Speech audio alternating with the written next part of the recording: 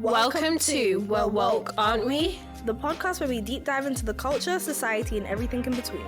Join us as we navigate the woke wisdom and unravel the truth of the world. Get ready to challenge perspectives, spark conversations, and explore what it truly means to be woke.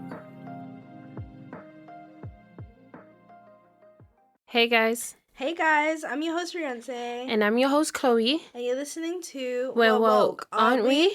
So guys, the first segment is young adults. Wait, no. Traveling young versus not traveling young. Ooh. Yes. What do you think about traveling? Why did you choose that topic, first of all? Is it because it's like popular now to travel? I think traveling's the new like going to get a Mackey's. Everyone and their aunties is outside. Not going to get a Mackey's. And each year there's like a new hotspot destination. Like I think last year it was like Morocco. No, this year it's like Morocco. I think it was like Spain, Barcelona. No. Was it the like year Morocco. before that? That was like the year before that. Or like Dubai.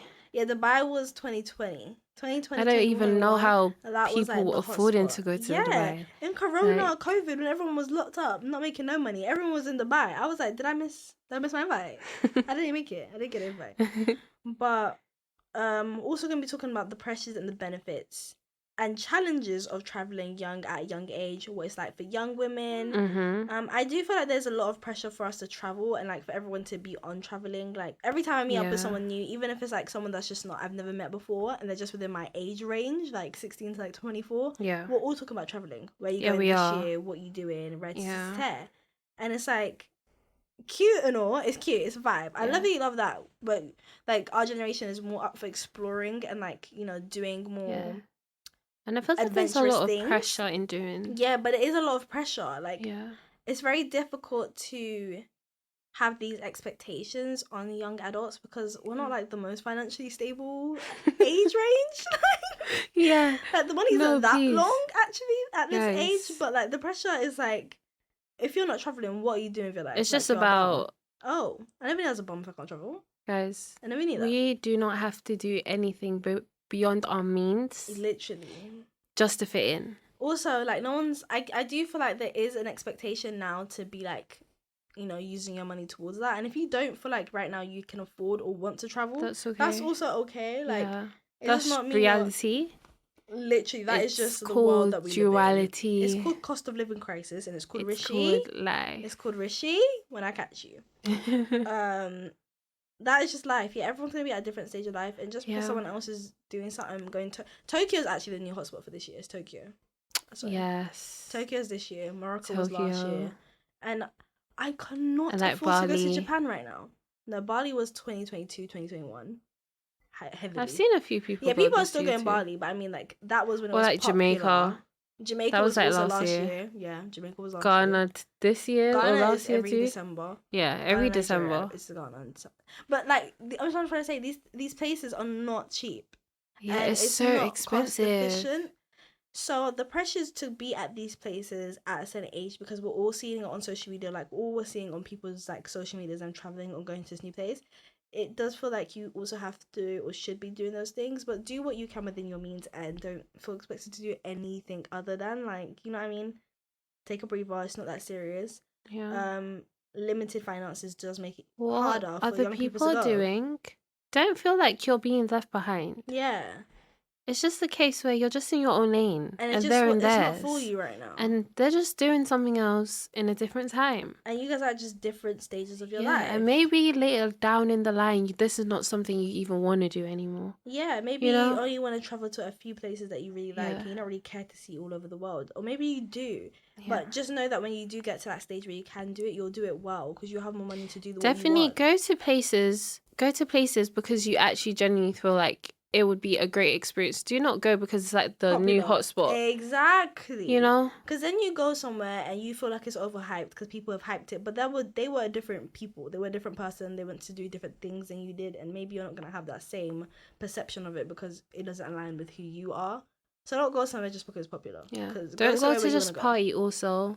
You know, go to I feel like a lot of people go places just to party. Young people definitely experience new things. Young people go to different countries to go and fuck it up. Like, come on, guys, it's embarrassing. Guys, try the food. Amsterdam don't want no more UK people. Travel. They literally don't. Did you know that Amsterdam? They're tired of the young people coming there because we go there. We're just littering. Exactly. How are you going to come to people's country and just litter? That's so disrespectful. That's very disrespectful. You guys are going to Ibiza, you guys are going to Hawaii, and you're polluting the area for the people that have actually live there. respect. Be mindful while traveling. Yeah. Be more open because you're going to someone else's culture. Sightseeing. Like, come on, guys. There's more. Not to say pint is not fun, but every day, guys, try something Drink different. some water. You know what I mean? Like, it's not really liquor. Also, just, I don't know, explore the world with a sober mind too. Yeah. Because then you remember a lot more. You will remember a lot more. Also, like, foreign partying is fun, but it can be unsafe. It can be unsafe. You're not familiar to the environment, so be careful and mindful of who you're going out with and where you're going. Yeah. Once again, always like consult a friend, definitely buddy up if you can while traveling, especially if you're a young woman. And that goes into what we're about to talk about next, like safety concerns. Yeah. Chloe, do you have any particular advice you want to give for young women that are traveling? Specifically, I'd say don't share too much information about where you're going. Yeah, where you're staying, your accommodation. Where you're staying. Try to go out in public settings, especially if it's like a solo trip. Yeah, I agree. Solo trips are really popular now. Like solo traveling is like up. Yeah. I think everyone should do it. I don't know if I'm at the age to do it. I'm a bit scared. Like, I'm not gonna lie. I really thought I was gonna solo travel this year, but like, it is like a huge commitment. It is a huge commitment, and like I feel like I'm gonna back out low key. Like I'm actually terrified, but I do want to do it. I think I'm gonna wait until like 26. Yeah, I'd also say do your research. Know like the area that you're going to. Research the destination you're going to heavily before going there. Like know the ins and outs. Make sure you have enough money so if anything happens you can pay for what you need to pay for. Get your spending money up, get your funny up. Just always make sure you have a little bit extra. Do not bring the exact amount that you would need for certain things. Make sure you have a little bit extra so if anything happens you have that money that and you don't have to be like, what if you can't get it from somewhere else, then that's basically you doomed.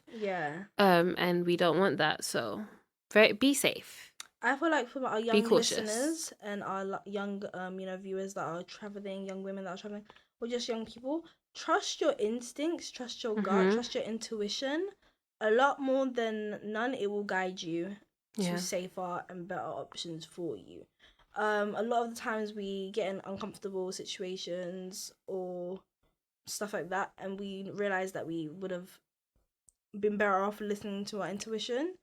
So trust your gut when going somewhere. If it doesn't feel right or once you get there you don't feel comfortable, you can leave. Or maybe once you get to your accommodation or your hotel at this new country you don't feel okay, you don't feel safe, let your family know, let the people at the reception know why and how you're feeling, and leave if you can. Or it's better to be safe than sorry. I'd rather turn around and be safe, personally. If you need to turn back around, do that, guys. Literally. Always research the areas and destination cities you're going to. Sometimes they have a dress code, modest dress code. Do not go and do something illegal in a different country that you do not have to research about. You do not want to be in jail. You do not want to be in a different country that you do not know. Yeah, all the jails are not the same. Not every jail. Especially if there's a language barrier there. Long day. Oh, yeah, it can be a long day for you. It really can be a long day. Respect the local customs and dress modestly in certain countries that require that clothing to be worn to just avoid attracting unwanted attention and getting yourself into any ish. Personally, yes. Avoid excessive alcohol consumption, like we said. Just make sure you're safe. Risky activities or getting in random strangers' cars in different countries, because I know a lot of the time people want to help foreigners around, tourists around, to show them where they should go and stuff. But a lot of times, sometimes that can be unsafe. You don't want to put yourself at, you don't want to put yourself in an unsafe situation, basically. So, even though it's good to take handouts and help from the locals and the people around, be still mindful that these are strangers. And that's the only tip I want to give for young women traveling, our young travelers. I do feel like we should travel young. Traveling young, there's nothing that should be frowned upon. Explore. I definitely do think that too. Older people that say that you shouldn't travel, they're just trying to feel your vibe. And guys, honestly, if it's something that you can do cost efficiently, you should still do that. You can do payment plans. Yeah, if you feel comfortable You doing can that, find holidays on Voucher. you can. You It can find doesn't have to be a affordable long stay. adventures. It can Yeah, be a 3-day, 2-day holiday, it can and just you be a can day. still do a lot in those You days. can. Find out the most cost efficient things that you can do but are still enjoyable. Yeah. Yeah. Enjoy the food. Enjoy the food. Go to small businesses also. Yeah, shop at small local businesses, definitely. So that's some tips that we would give for young people traveling. I feel like traveling young is hot, it's a vibe. Why not do it? Yeah. I would definitely not recommend not traveling young. I feel like young people should save our money and like, but you can save and have fun. You know what I mean? You can Just do work both. towards. You can do both. Budget. Exactly. Yeah. Budgeting allows you to still travel and do the things you want to do while also saving for the future. So just budget and have a ball, have a good time, make a mess. You're listening to We're Woke, aren't we? Stay tuned for more on Staying Woke. I'm your host, Riante. And I'm your host, Chloe. Make sure to keep in touch with us over on Instagram and TikTok at We're Woke, aren't we? What is our next segment on the pod? What are we going to be talking about with our fam? Okay, guys. We're back at it again with Wellness Wonders. Another week of us giving you guys self-care tips, giving you guys tips to improve your wellness journeys, to be on your wellness journeys, educating you about the things that you should and shouldn't be doing. Yeah. To improve yourself. So, the topic of today is mental health awareness. Yes, so today we're talking about something a bit more serious. Yeah, especially faced by young adults. Okay. Which can be, stressful for us young adults. It can be. It can be. I feel like there's a lot of, not misconceptions, but it can be challenging navigating adulthood, and a lot of young people face things like anxiety because adulting is very anxiety inducing. That's what I found. Like, adulting has to be the most anxiety inducing activity I've ever participated in to date. Wouldn't recommend. I'll give it a 2 on Yelp. Yep. I hate adulting actually, but we're here. I'm adulting and there's nothing I can do about it. Yeah, and there's like a lot of anxiety disorders that we actually don't know about. There's panic attacks, obviously, that people can get. Yeah, people there's experience with panic attacks. Social anxiety. I think that's like a common one that a lot that of people is common, experience, but might not know the name for. That tends to be like when you're in like public spaces or like in certain environments, or it is like anxious. more social settings. Social settings, Yeah, and you might not even need to be like talking to anyone. It's just like a feeling sometimes, Yeah, just being. You just kind of feel overwhelmed or overstimulated. Your hands might get to shaking. You might get to sweating. Your heart might be racing like 1,000 miles per hour. Those types of things will let you know whether you're struggling with social anxiety or just anxiety in general. There's some symptoms of anxiety. Obviously, let's not forget depression. Depression is a thing that affects millions and millions of young people across the world. Something I've struggled with a lot. Depression just manifests as feelings of like sadness, hopelessness, worthlessness, all the nesses, basically. And it can be quite daunting. Everyone's depression looks different. Some people will be depressed and be locked in their room for weeks and not eating. Some people will be out socializing. Depression looks different on every single person. So please do be mindful of that when someone might be telling you or expressing to you that they are depressed. Stress is also a mental health issue. Stress impacts many young people because of especially during uni. Yes, academic stress, just career responsibilities, navigating the work, graduating and moving into the workplace. That can be very stressful. Yeah. Doing exams is stressful as shite.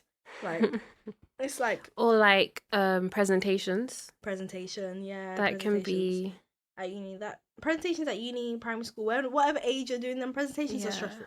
Whether it's in front of 30 people or 100, they're stressful. And I'd say adults, be mindful when thinking about young adults or teenagers or anything like this when they're talking about like having stress or like being depressed. I think that there's a misconception that we don't experience these things and that it's not as serious. Because you're young, there's not much stressing you out or much on your mind that would be impacting you. But that's not the case. Like, there's a lot more things going on behind the scenes that young people might be experiencing that they just won't share. Also, it's more so a mental thing, and that can just happen at any age, I feel like a lot of our listeners and viewers listening in today can definitely relate to these things and like the things that we brought up.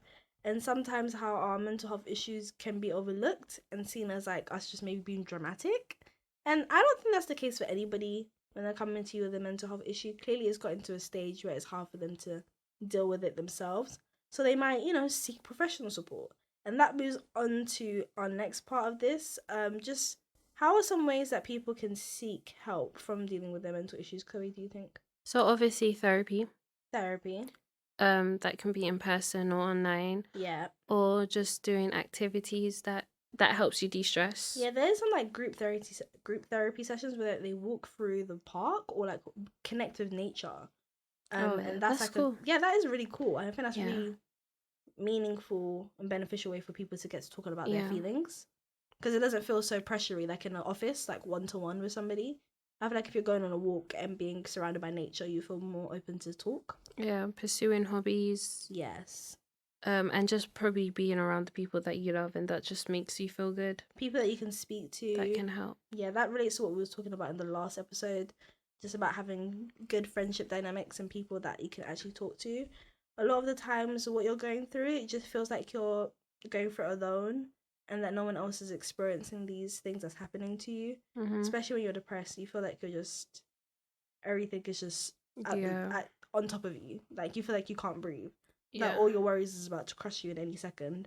And I feel like seeking professional help where people have have the academic knowledge to help you with these things is definitely a good thing to do. It's not as well, I haven't really done therapy, so I'm not gonna say it's not as scary, but I do see the benefits of it. I've been around people that have gone to therapy, and they've recommended therapy to me. Like, they've recommended that therapy is something I should even try because of how just good it is to speak to someone that you don't know about, doesn't know shit about you. You know what I mean? You can offload in that room and leave. Is there anyone in like your friendship circle, or? It was more like family, some friends, that have gone to therapy after dealing with like more serious mental health issues. They got like recommended to therapy to help, overcome those things. And they have definitely said it's impacted them positively. So I would always recommend it to anyone that's listening today, for example, that's going through some hardship. Why not try therapy? I know it's kind of crazy to tell someone all the worries and shit you think that's going on in your life. But sometimes speaking to a stranger it can be good. So would you do that also? Is that something you would do or try? Would I go to therapy? Yeah, why not? I don't feel like I'm at the stage where I need to yet. But does anyone ever need to go to therapy? That's another question for another day.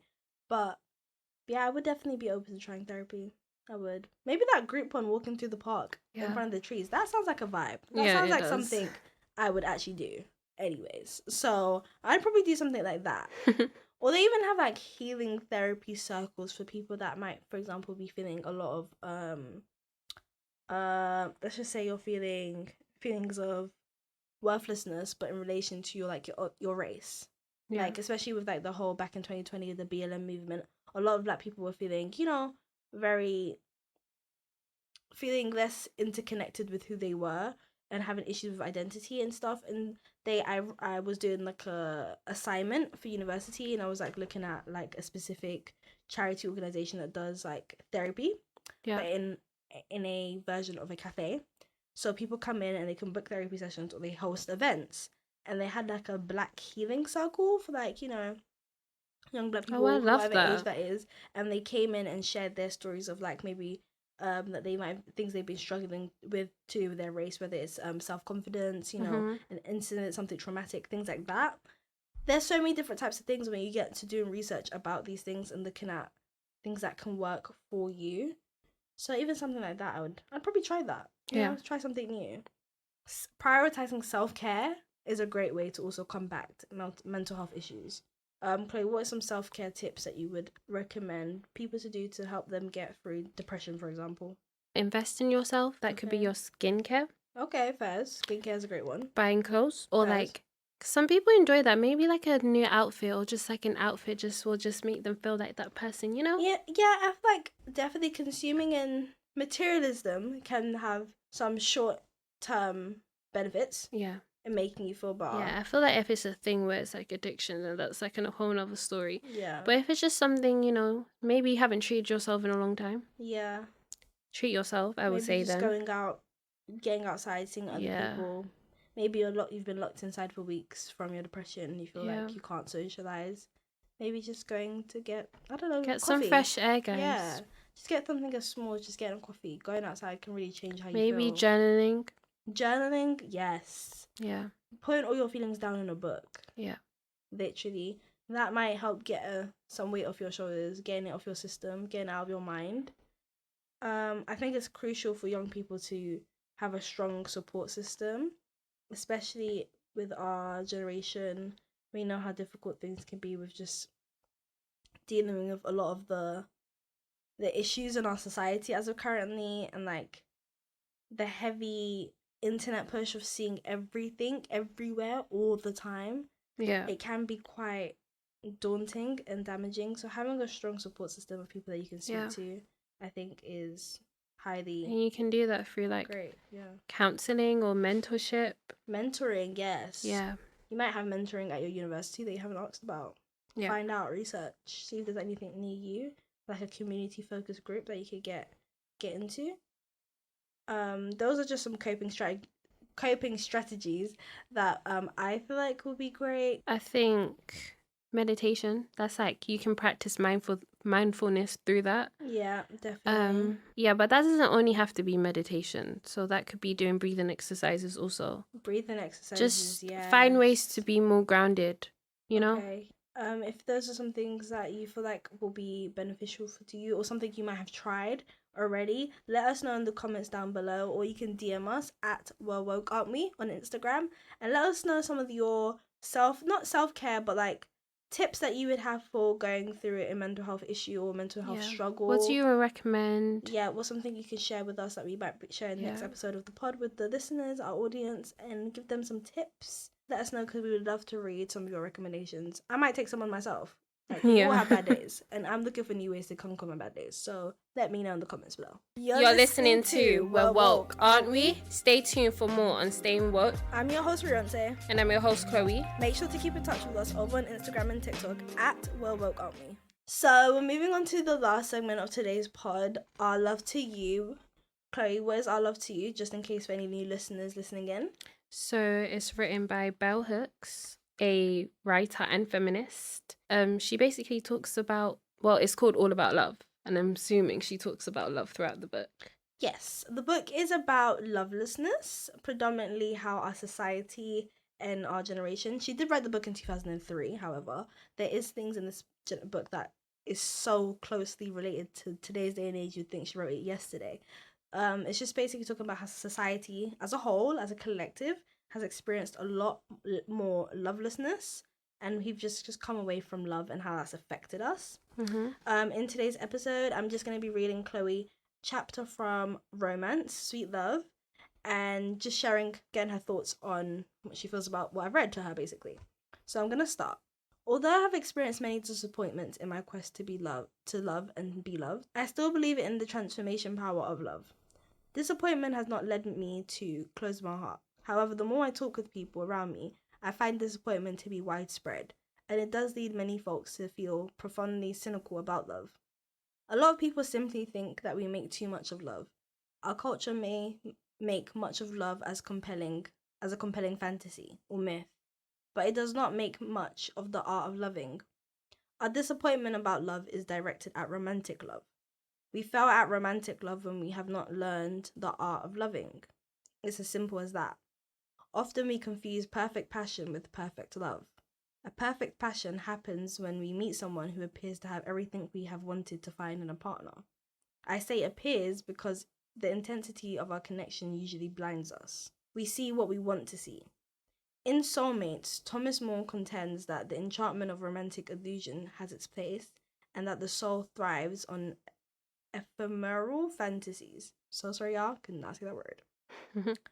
While perfect passion provides us with its own particular pleasure and danger, for those of us seeking perfect love, it can only ever be preliminarily a stage in the process. We can only move from perfect passion to perfect love when the illusion passes, and we are able to use the energy and intensity generated by intense, overwhelming, erotic bonding to heighten self-discovery. Perfect passion usually ends when we awaken from our enchantment and find that we have only been carried away by ourselves. I'm going to stop there. Mm-hmm. So that part I read is basically talking about how we, gaslight ourselves, delulu ourselves into thinking someone is something that they're absolutely not, build them up in our heads to seem like this perfect, beautiful specimen that has been settled on our lap, and that this is a love story sent by the gods. Yeah. But in truly, in fact, you have not looked at all that person is. Yeah. You looked at specific things about that person that you liked, that stood out to you. That stood out to you. Disregarded the things you don't like or the things that don't serve you, and only focus on those good things. And then when that illusion lifts up, you're like, oh, you lied about who you were. Well, did you not really deep who they were when you got with them? Yeah. I think it teaches us a lot that our generation, I think today's generation, Gen Z generation mostly, have become the most cynical when it comes to love. We have situationships now, whatever a situationship is supposed to be. The talking stage. Talking stages that are lasting 3 years, when marriage used to last 3 years. The divorce rate is continuously going up. People are less inclined to like genuine, real romantic relationships. It's normally about like just sex or flings. Yes. Do you feel like that's Lust.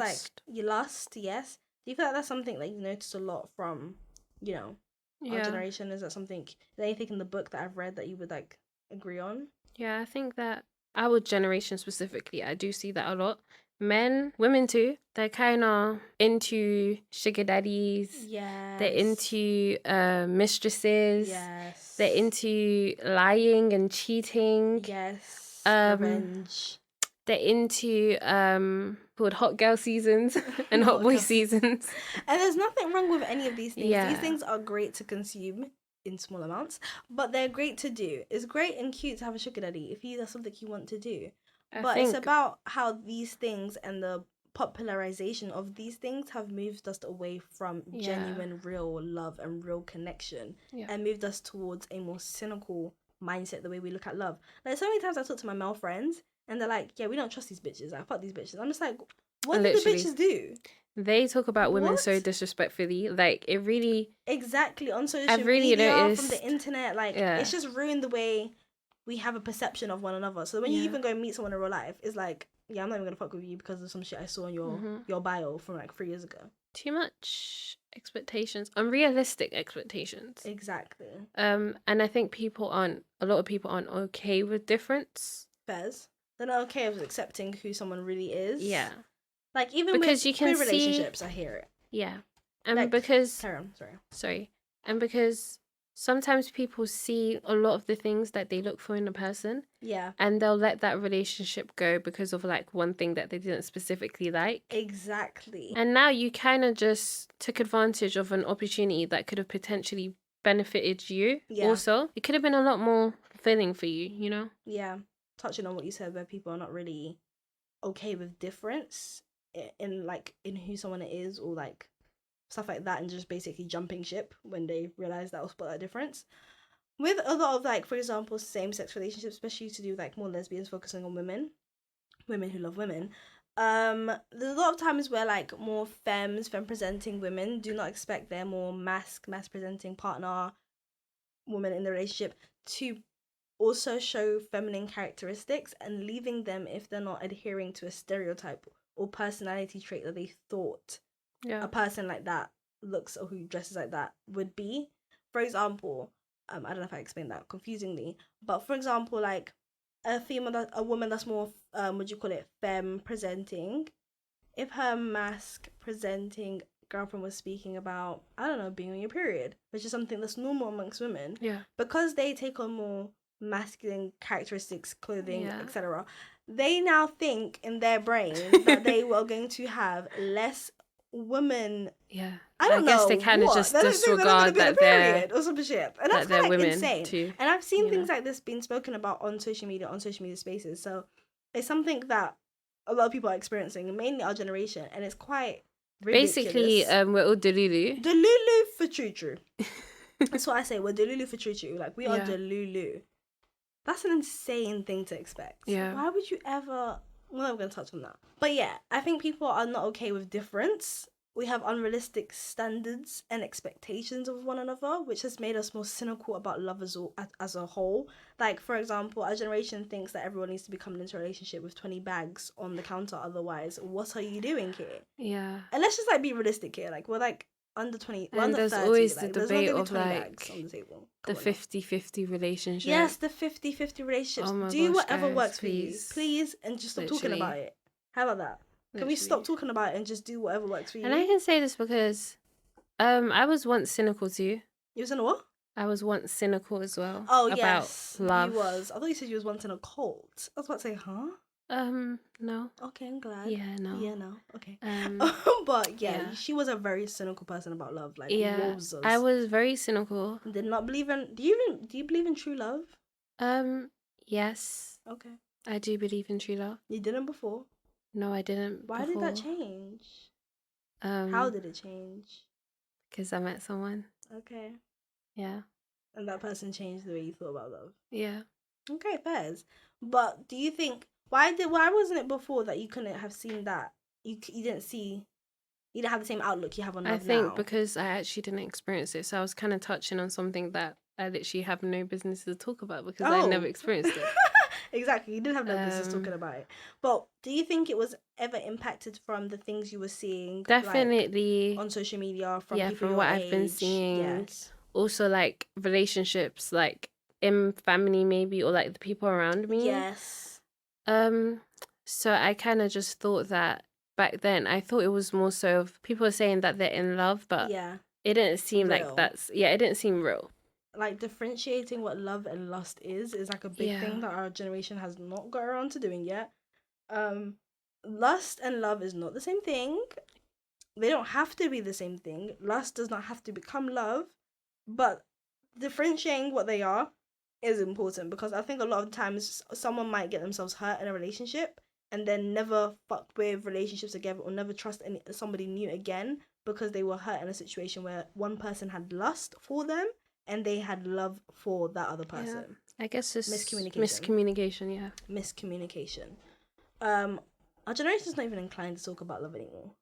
Where is the brodies with the boom boxes? Where is the girls? You know, we don't do these things anymore. People don't want to get married anymore. I think that's sad. I think it's sad, but then I get it. I understand why people are the way they are now. But then it's not okay for us to be less loving. Yeah. But then I guess that just, it depends on what people associate marriage with being in love. Because some people don't see it that way. Exactly. But, like, that's kind of what it was made for, you know, originally. It was coined for people to, like, legalize their union because they love one another.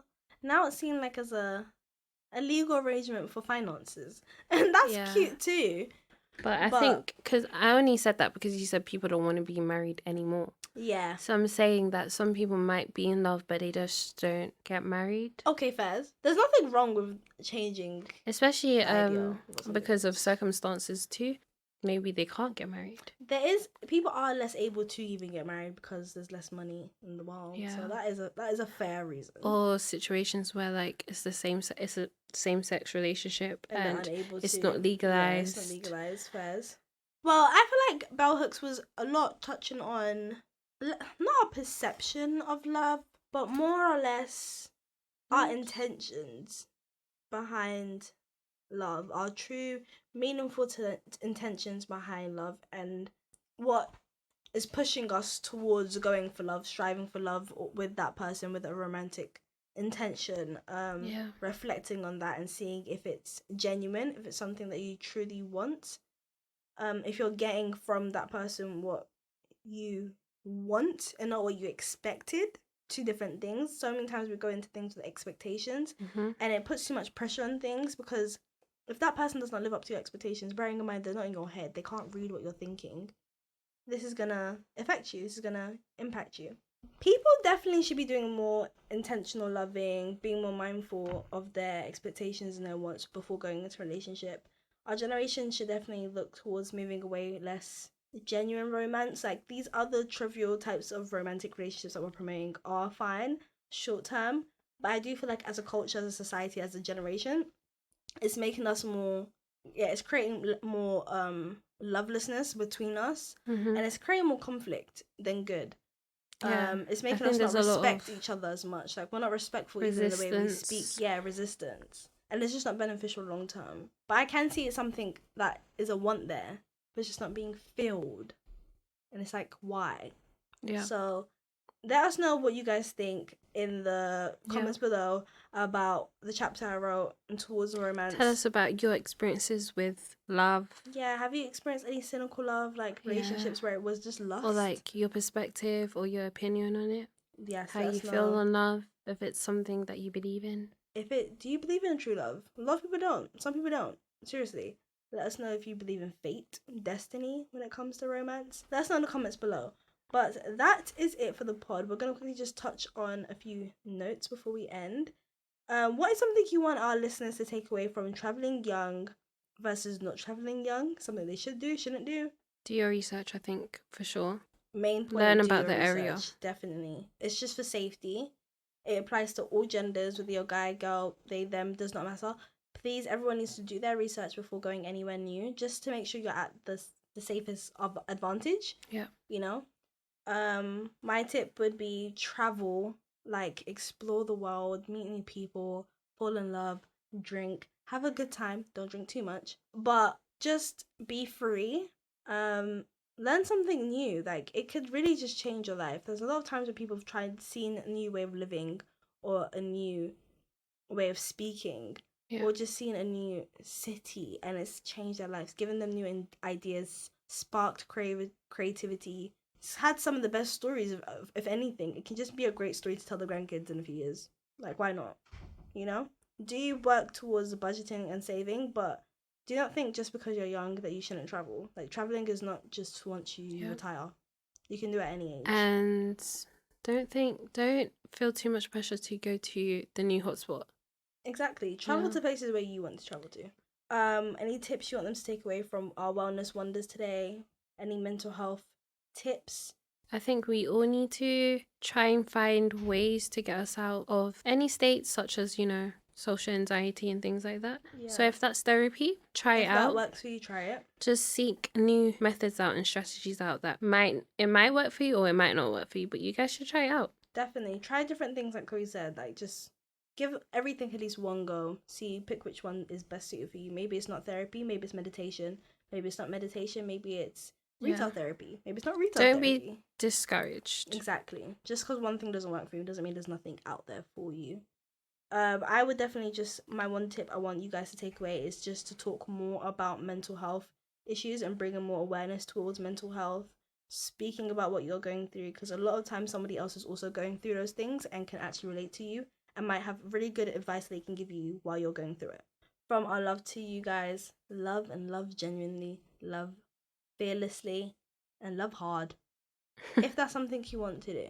That's just my 3 little tips. And I'd say accept difference. Accept different. Don't be so rigid, Yeah, don't be so strict and stuff. Don't have so much expectations. Also, our generation is too quick to jump ship. Give people time. Yeah. Not too much time, but give them time to show you who they are. Obviously, don't have obviously everyone should have standards because that's important. So don't go into anything without having your standards and your boundaries. But also don't have unrealistic standards and expectations. Yeah, that people can't amount to. Or if you know that you're getting into a situation and you know that person probably can't do what you expect them to do, then be understanding that that person is probably not for you. And be fair and be kind. Be fair and be kind. But I definitely agree with everything you said today, Chloe.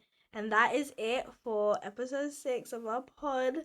Thank you guys so much for listening. Make sure to tune in for the next episode. Like, comment, and subscribe. You can find us on Instagram and TikTok at We Are Woke, Aren't We? That is We're Woke, Aren't We? Give us some new ideas too. Sorry. Yes. If you have any ideas for any of our segments or episodes, just put it down in the comment. Or you can DM us on our Instagram. Let us know how you're feeling, what you're thinking. And yeah, that's it for today's pod. I'm your host, Rionsé. And I'm your host, Chloe. And that is it. Bye. Bye, guys. Thanks for tuning in to another episode of We're Woke, Aren't We?